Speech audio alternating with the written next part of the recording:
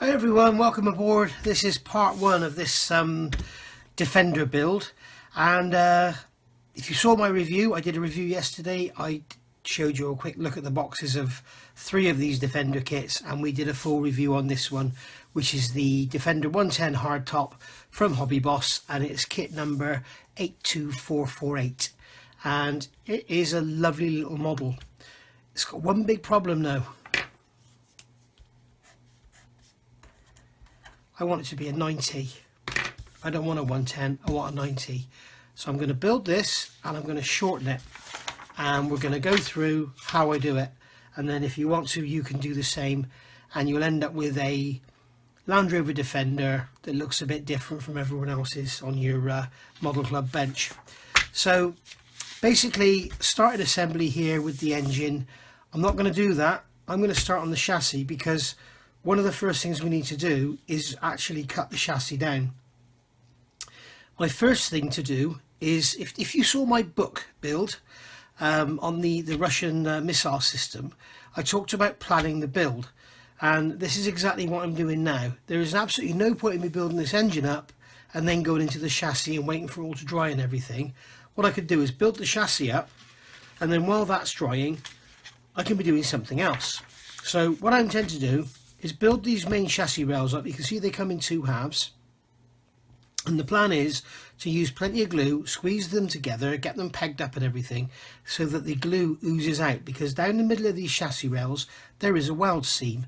They are actually made, they are pressed out in a C-section in 2 halves, just like they show in the kit here, and then they weld together like this. I'm not sure if they go like that or like that, but either way there is a weld seam all the way around, which is just as it will be on this if we let the glue ooze out.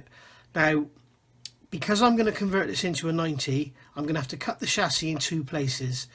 The actual wheelbase is obviously shorter, but then the actual end behind the rear axle is actually shorter as well. So we're going to have to be cutting the chassis around about here, where those two holes are, and we're also going to have to cut a section out of there. So we've got to take a section out of here and a section out of there, as you can see in the in what I've just done there. So let's get these parts off the sprue. This is sprue A. So I'm going to come in with my Tamiya nippers, and the first one is A2 and A60. So this is 2.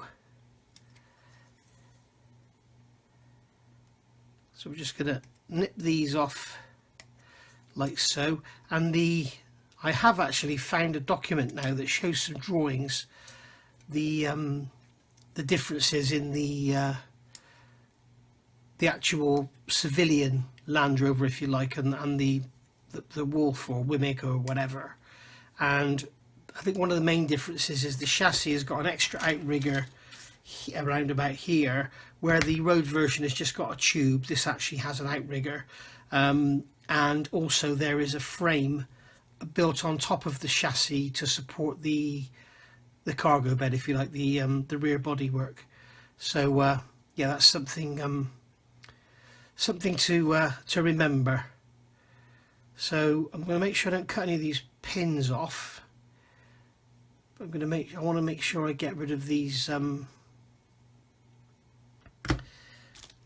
location tabs. Now what I'm going to do here, I'm going to use my 400 grit. That's 600.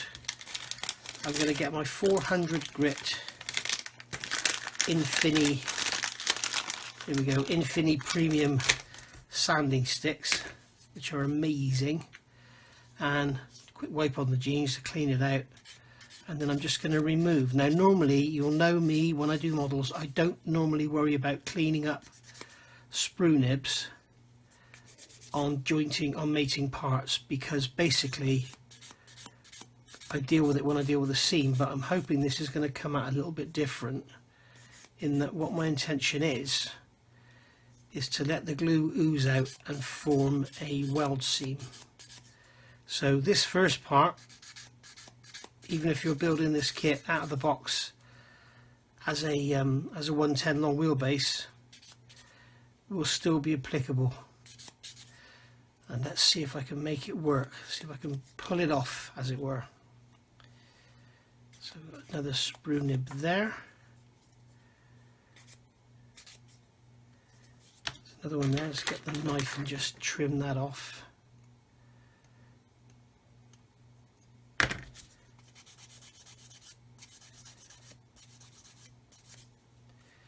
There we go. And then get the sprue off of that block there. And then going to the underside, we've got another one here.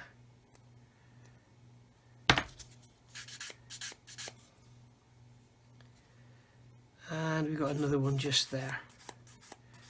So there we are. That's that taken care of. And then these two halves should just go together with ease, like that. Okay. Now what I am going to do is just go over, just to make sure, because we have got some ejector pin marks on the inside. I just want to make sure that we're not fouling anywhere and causing any gaps or anything that are going to make life harder for us.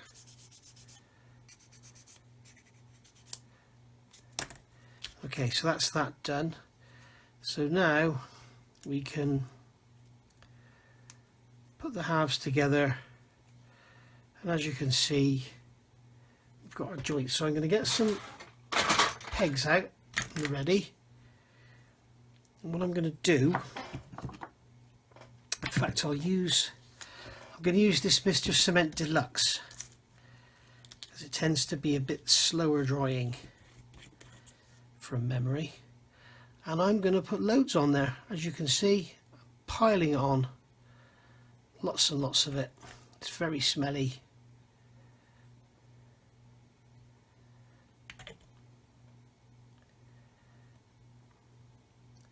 Yeah, it's drying almost instantly, so obviously I was incorrect.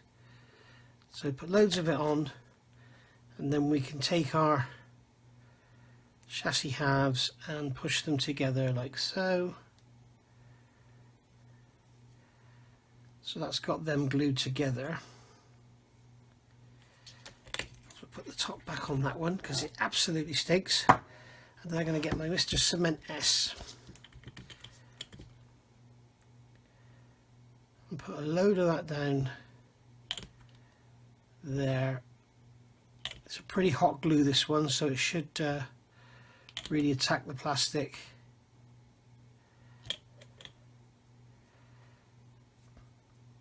If I can get enough in there and give it a squeeze, I should get some oozing out.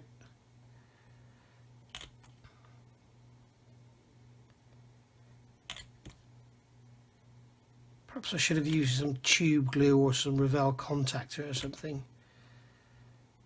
Might have made life a bit easier. And there we go, we can see we've got some oozing there. Let's put some more in the top.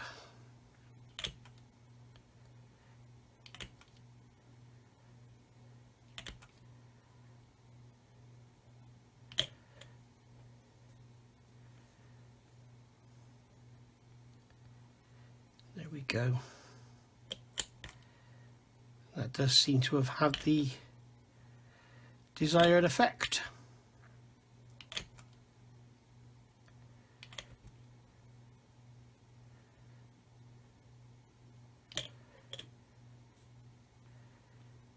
Or not. We shall see. At the end of the day, if I need to add some more, I can just put some stretch sprue along there. So what I'm going to do now is get one of my aluminium rods out, put that on there like that. We've got a raised area there, we've got raised areas on that side. So what I want to do, I just want to make sure this dries straight. So I'm going to clamp the chassis together and to the rod like so.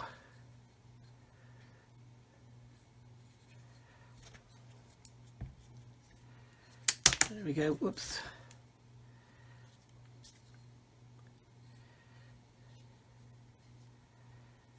There we go, that's that on there. Absolutely fine. So we'll see what happens. If we don't get any glue oozing out, I'll just add some stretch sprue. So I'll get on and get the other one done, and then I'll be back. Right, it's the next day now, and here we go with our chassis assembly. So this is the chassis, here are the outriggers and the transfer box mount there going in, so that's all done. Now I've got to add the springs and everything, but remember I need to look at shortening the chassis before I do anything else. Here's one I prepared earlier. This is the, I'll turn that around, this is the same chassis from the Wimmick kit. And as you can see, I've already done the seam down the middle, and the axles and the spring mounts and everything are all added. And I've done this so that I can actually scale it down. Now, straight away, I found a bit of an issue with the kit. If you take this, the 110 apparently is a 110-inch wheelbase. It's not 109 or 107 like I thought it was. That was the old Series 1 and Series 2, 3. So apparently the 110 is actually 110. So if we take the 110 millimeters and scale it up, it comes out to 79.9 millimeters wheelbase between the centers of the axles, but the kit is actually 80.35. So this kit, as far as the wheelbase is concerned, which is all I'm concerned about at the moment because I'm changing the length, is actually not 1/35, it's like 134 3/4. So it's like 134.7. So all of the calculations I do now, so I know that the wheelbase of the 90, the shorter one, is actually 93. So that should come out as 67.5 millimeters.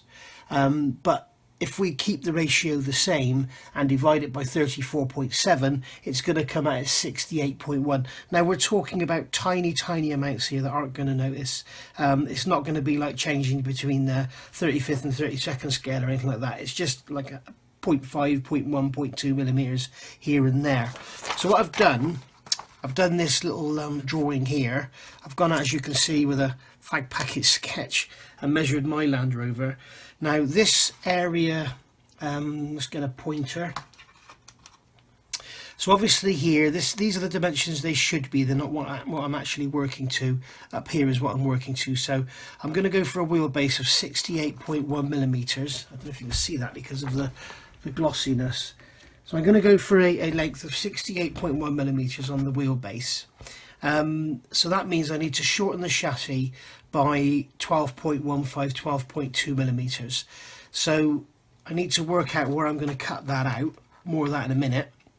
And also with the long wheelbase, they've not only extended the body here, but they've also extended the body here. If you go and look at a long versus a short, so I need to cut material out of here, which means cutting material out of the roof as well, but more of that later. So I'm going to cut material out of here, cut that section out of there. I also need to remove material from the back end and then taper this up, because the actual line here remains horizontal, but this distance here becomes shorter, and you can see it comes down by roughly 8 millimeters. So it's going to be quite a change of angle there, and if you look at a short wheelbase, you will see that. So that level there stays the same. This distance here gets shorter, so that angle there increases. But first of all, I'm going to get the chassis right, and then the front of the body, basically with a short and long wheelbase Land Rover, from here to the back of the front doors, they are, as far as I know, identical. There may be some small changes with switches and whatever, I don't know. But actual body-wise, and as far as I know, chassis-wise, they are identical up to there. And also you have to remember you've got the engine, the gearbox and the transfer box. Now that won't change for the long and short wheelbase. All that will change is the length of the rear prop shaft. So we've got our mountings here for so we've got the engine going in here, then the transmission, then the transfer box. The transfer box is going to sit there. So basically this cross member here could move forward. Obviously these radius arm mounts will need to move forward, and if you look at some images of a short wheelbase versus a long wheelbase chassis, you can see where this hole is here, that's where an outrigger is going to go. And on the Wolf, it's actually a very much stronger outrigger than you get on the road version. The road version is just a tube with a bracket on the end, and they actually cross over each other. So this is going to move forward 12.15 millimeters. And we're going to take 12.15 millimeters out of the chassis here on this straight section there.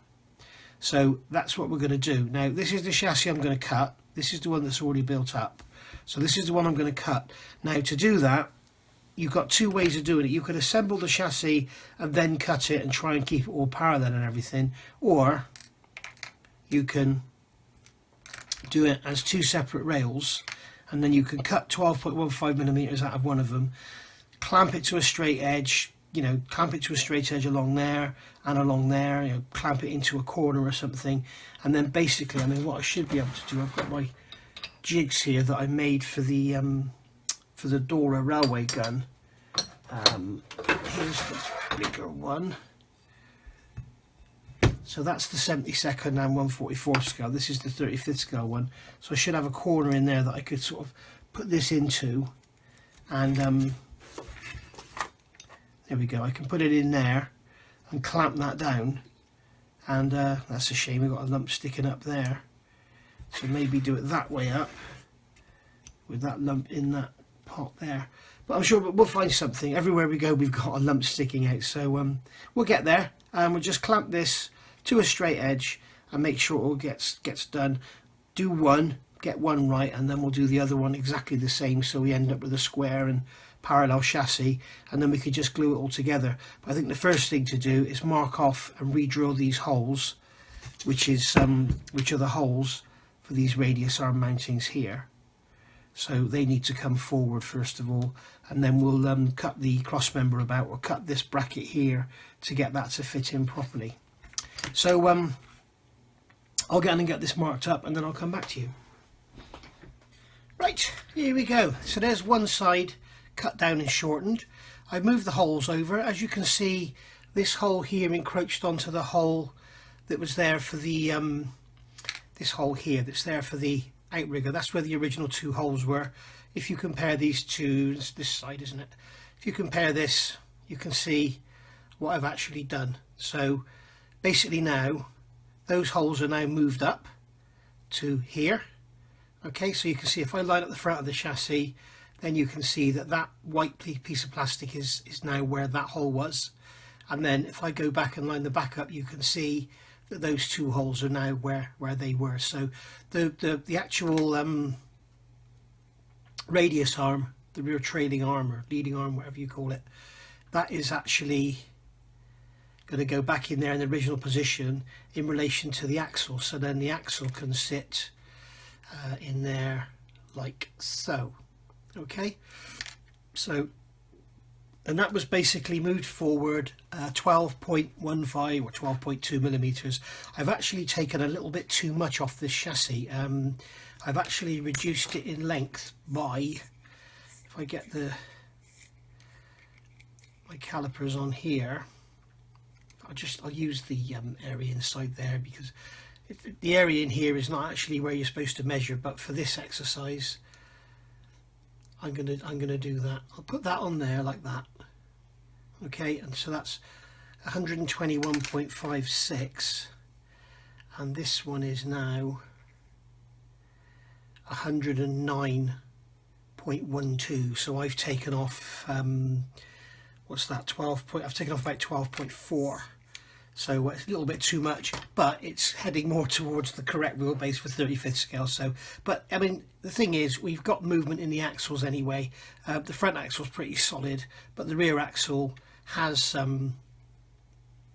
actually has some movement. You can kind of rock it around a bit and get your wheelbase correct on both sides. So if the chassis is not absolutely perfect both sides, then you know you just have to cut one of these pins off so you don't mess your body up. But I'll show you all that. I won't do anything off camera. Well, I won't. I'll do the cutting and stuff off of camera, but I won't sort of suddenly appear with a built chassis.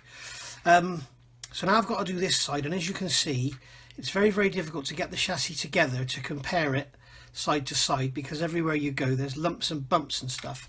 So all I do is get a piece of plastic card, or piece of plastic strip should I say. I'm going to slot that there, and then what I can do is come along with this chassis here, sit that on top of there, and then line everything up at the back. And what I've basically done, I've used a Tamiya paint pot, and I can sit that on top of there, get it all square and level, hold that together and make sure that these ends are still the same. So so that's fine. And remember, we're going to have to cut the back off of here and shorten this as well by what was it, by about 8mm. So probably going to cut in the middle of the radius there and bring it together. If we cut it up here, obviously what will happen is, if we cut it here, when we bring this up to keep it level, it will be lower down, unless I actually tip it up or something. We'll see. I'll cross that bridge when I get to it. But at the moment, I want to get the chassis built up and shortened, and make sure the axles go on square and everything. So now I've got to do this side. Oh, you can see I've done those holes there as well. So now I've got to do this side and basically cut the chassis down so that it's the same length again. So all I'm going to do is take a square. I'm going to put my block in the bottom of this cutting jig. This is one of those jigs you get with your knife blade sets. Put that in there, and then I can slide it up, and I've got the packing in there just to make sure the chassis stays square, and I don't think that packing is actually the right way around. There we go. So I can get that in there and just come along to some point here like so, and then get my scriber, which I've put away, get my scriber and just scribe a line like so down there, and that'll give me something to pick up on with the saw. And then I'm going to get my saw. Yes, I've been tidying up, I shouldn't have put everything away. So all I've got to do now is get the saw, run it into that groove,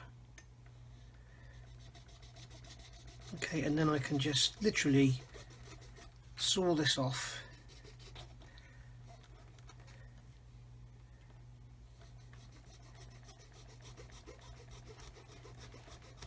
Like so. Either my blade is getting blunt or this chassis is tough. Maybe a combination of both. And there we go, there's the chassis cut off. I'm not worried about getting the joint square or anything, because it's going to need to be adjusted anyway to get all the pivots right. So now what I want to do is shorten the chassis by 12.2mm. Okay, so I'll come along 12.2.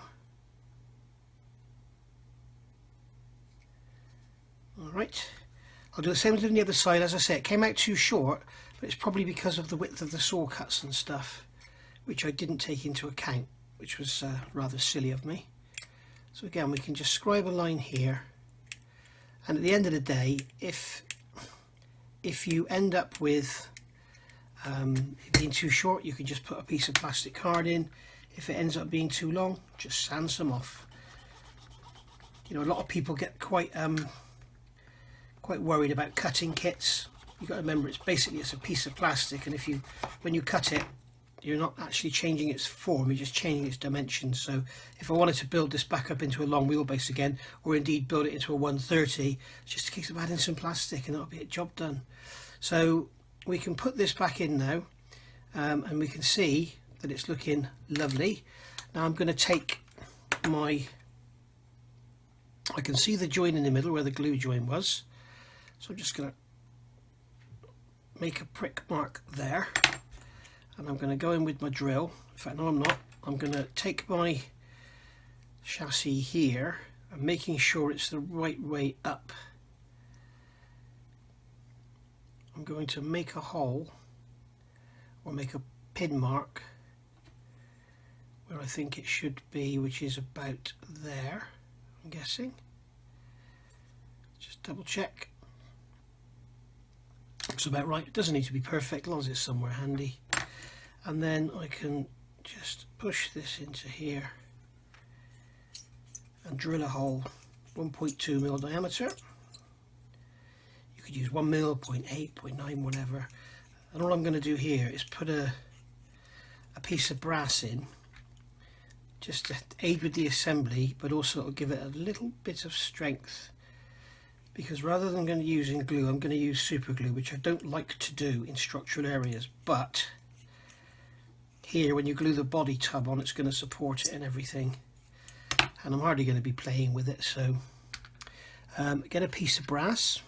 This is 1.2, so I'm just going to put that in there, so it's that much in there. It's about the same in there. So take my cheapy rubbishy cutters and cut that off, and then I can slot this onto there like so. And I think I'm bottoming out on that hole, so I'm just going to drill that one slightly deeper.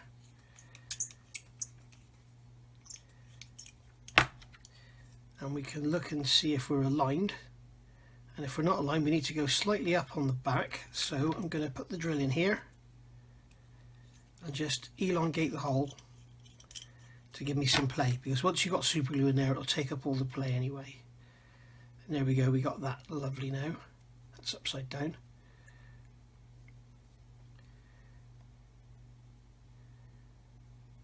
Okay, and I think it still needs to come up a touch, so I'll take this one out and I'll elongate this hole slightly downwards.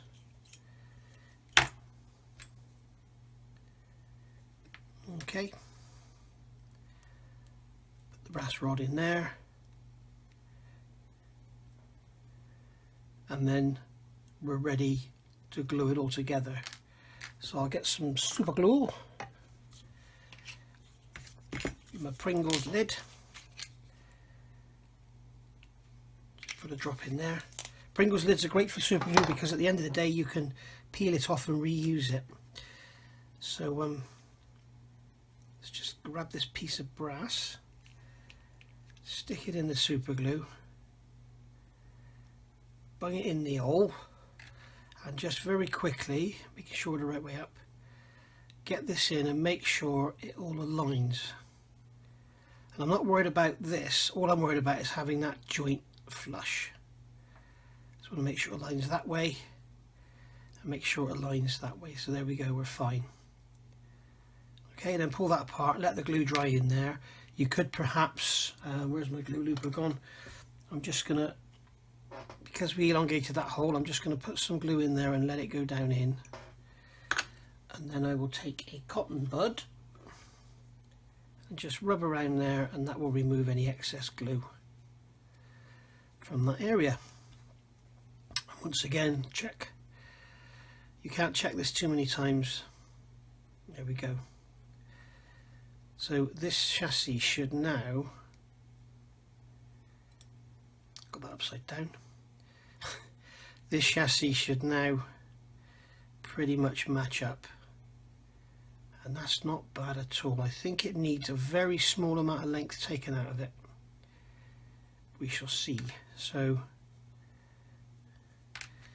this one was, let's have a look at this again. This one was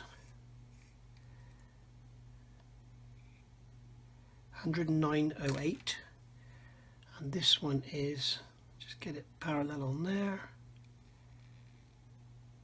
109.36. So just pull that apart from there, take a coarse sanding stick and just take off a couple of swipes, should get us somewhere handy.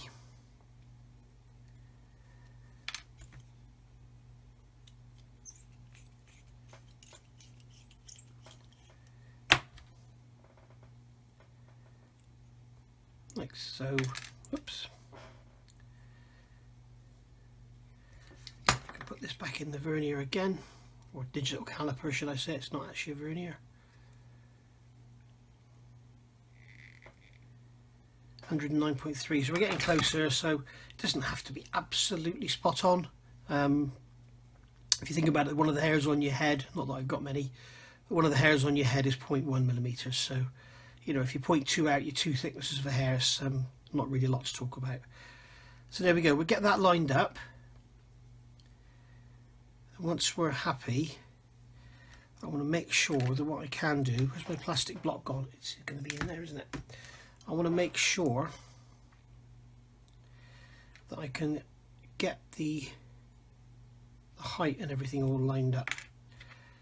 So put that in there like so. And it's going to have to be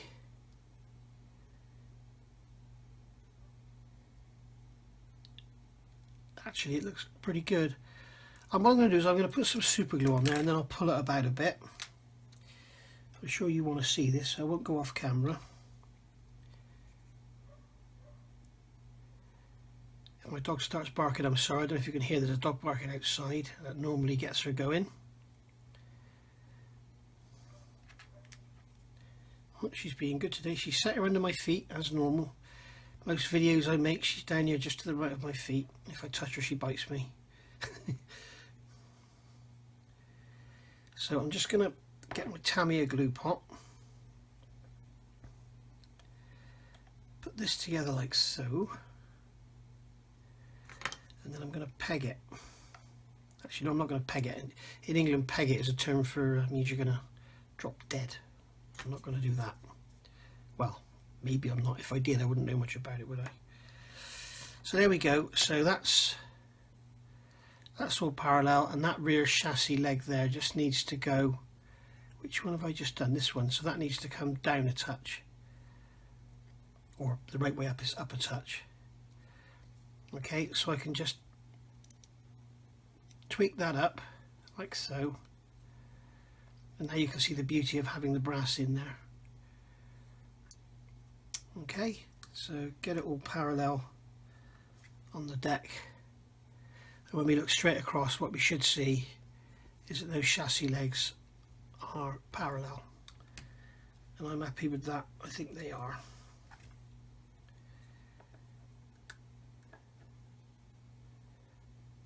Now it still needs to come down a touch, so I'm just going to tweak it down.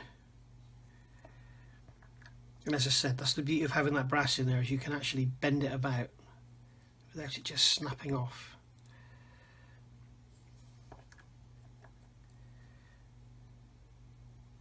And there we go.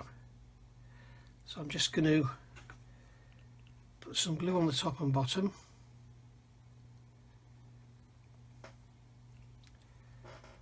This is super glue I'm using here. Just give it another visual check. There we are. Check the length. Oh, I can't do it with the pegs on.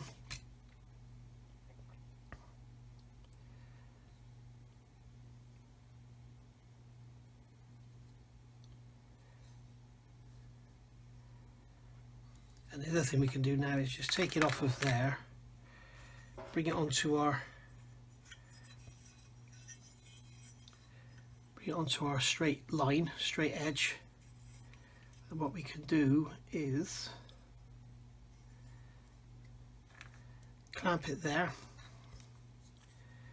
and then we can put some glue on this inner face, let that capillary in.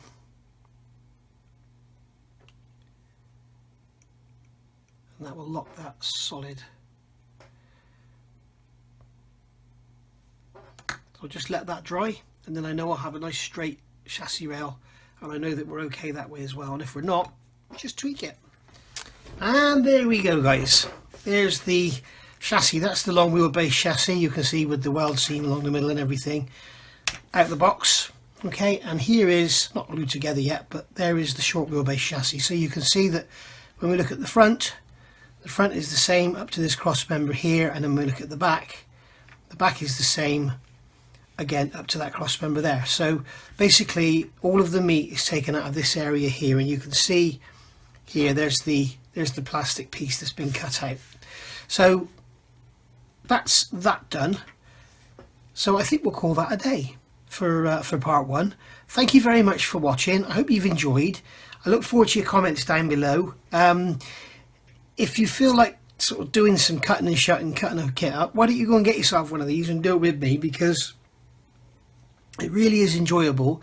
And at the end of the day, you will have a model that you can take to your club meeting or put on a shelf or in a show or whatever, and nobody else will have the same. Okay, somebody else could do this conversion and put it next to yours, but there will be differences. Excuse me, there will be differences. So it's sort of interesting to build something not out of the box. And you know, this isn't ribbon counting as such, this is making something different out of a kit. So you know, it's enjoyable. I've told you how to do it, I've given you the dimensions. You know, go and get yourself a kit, give it a go, it's great. You could also do it with the with this one, with the Wimic. you could have a short wheelbase one of them, but just don't put the gunner and everything in the back, because there are short wheelbase Land Rover soft tops out there. So thanks for watching. Again, I'll give a big thanks to all my subscribers. We're heading on the way to 6,000 now, which is quite incredible. Thank you to all my Patreon and PayPal donors. All those donations are very well received and very, very gratefully accepted. So thank you very much for that. So thanks for watching again, and I'll see you all soon with part 2. And we're going to get this chassis glued together, get these weld seams on, and start to look at getting the axles on. Bye for now.